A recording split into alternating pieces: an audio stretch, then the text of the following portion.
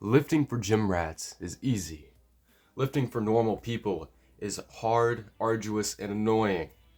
Well, all gym rats were once just a normal person. So, in this video, I'm going to show you how to transmutate from your normal mouseness into a gym rat. So my name is Todd Gibson. I'm a state champion powerlifter. My PR numbers are a 500-pound squat, 465 deadlift, and a 340-pound bench press. So in this video, I'm going to show you guys how to get more consistent in the gym in a reliable and consistent way. So the top 3 common reasons why I think people are not consistent in the gym are going to be social anxiety, actual pain from lifting, and the commute to the gym. Now, you want to choose the closest form of exercise to get started.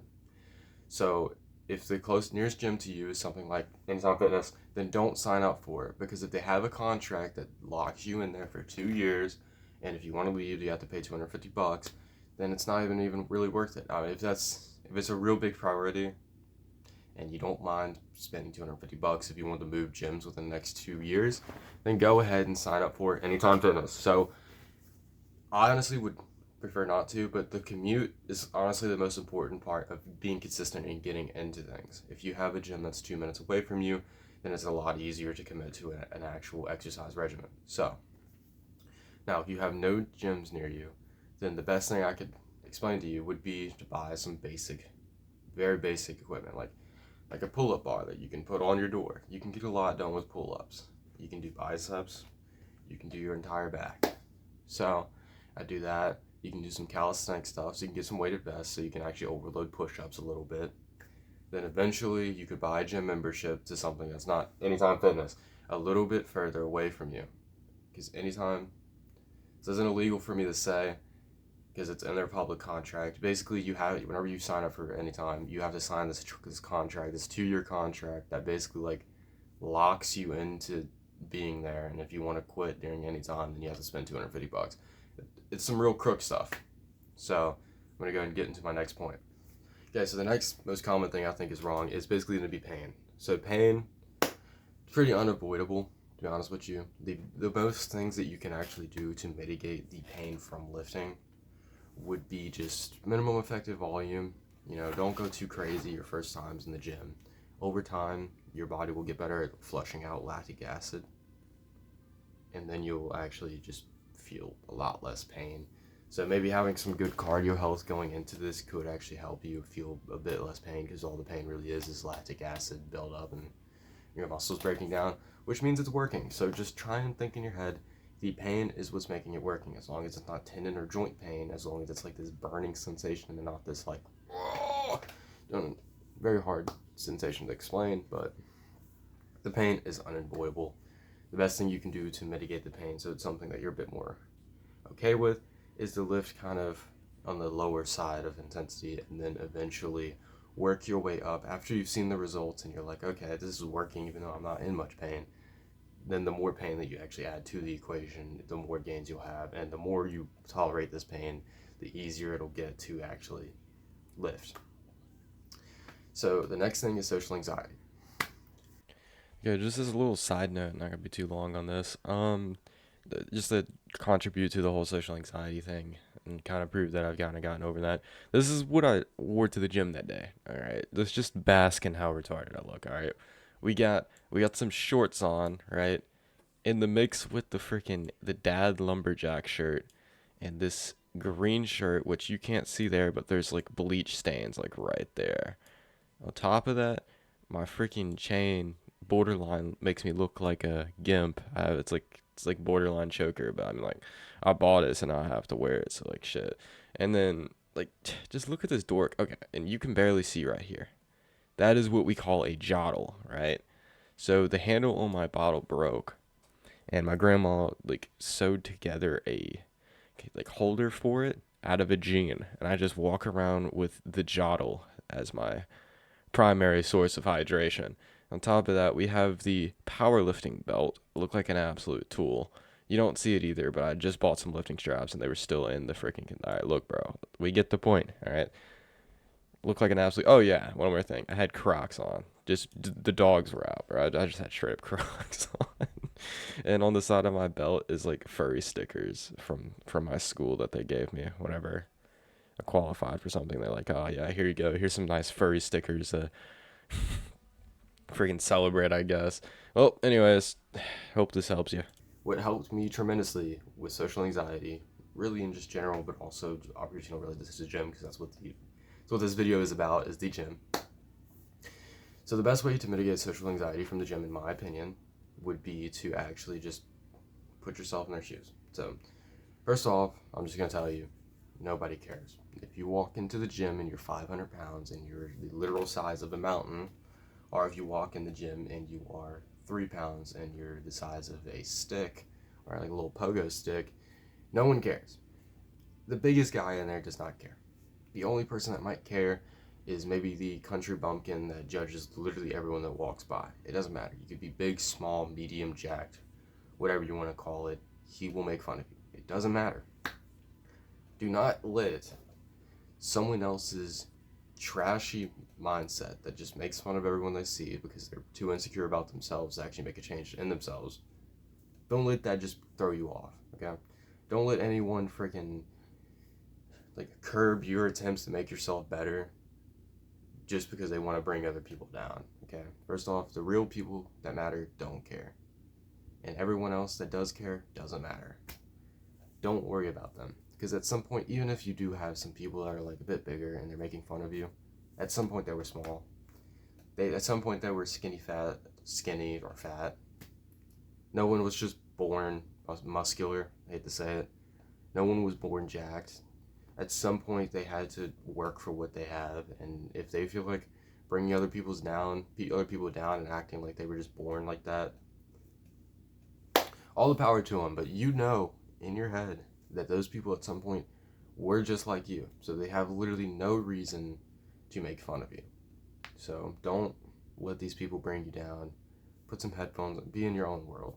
Don't look around at other people. I mean, yeah, you can look around at other people. I mean, it's fun. Sometimes you will just see some interesting people, but don't let other people's judgment actually interfere with your progress.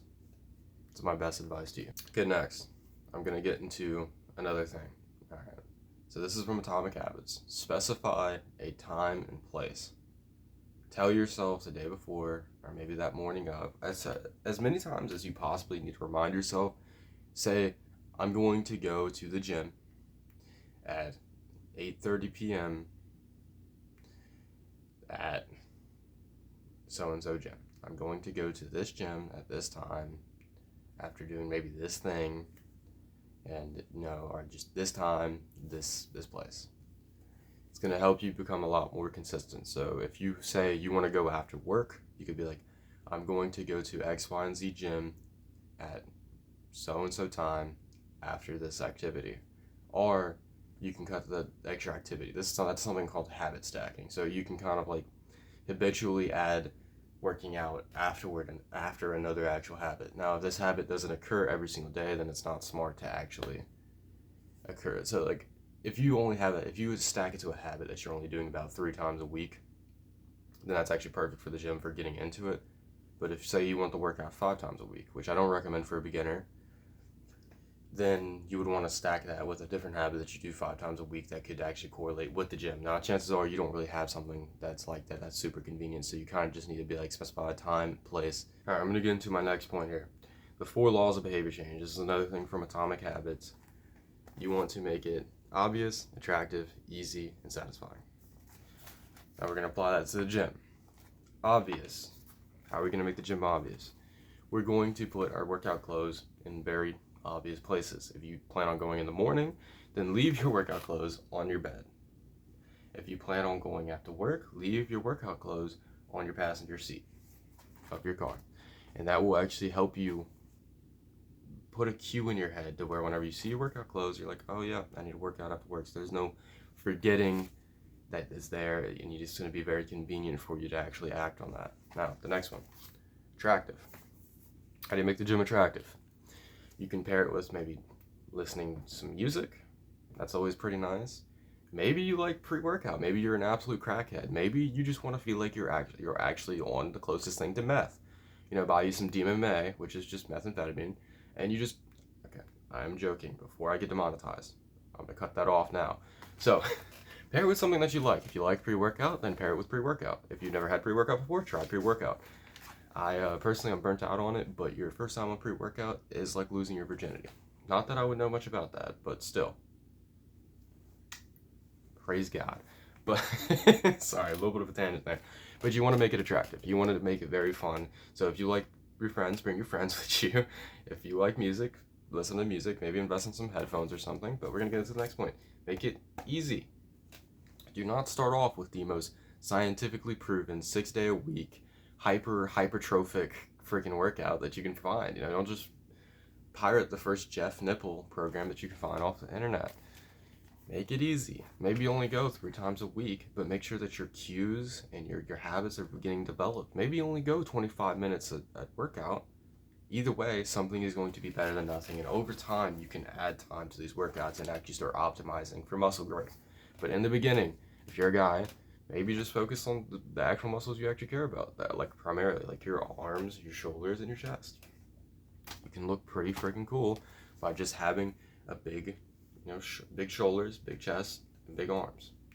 You don't have to do a whole lot if you're a guy to actually look attractive. Now, if you're a girl, maybe you just want to go to the gym, hit a few sets of glutes and quads and hamstrings, and you're basically done.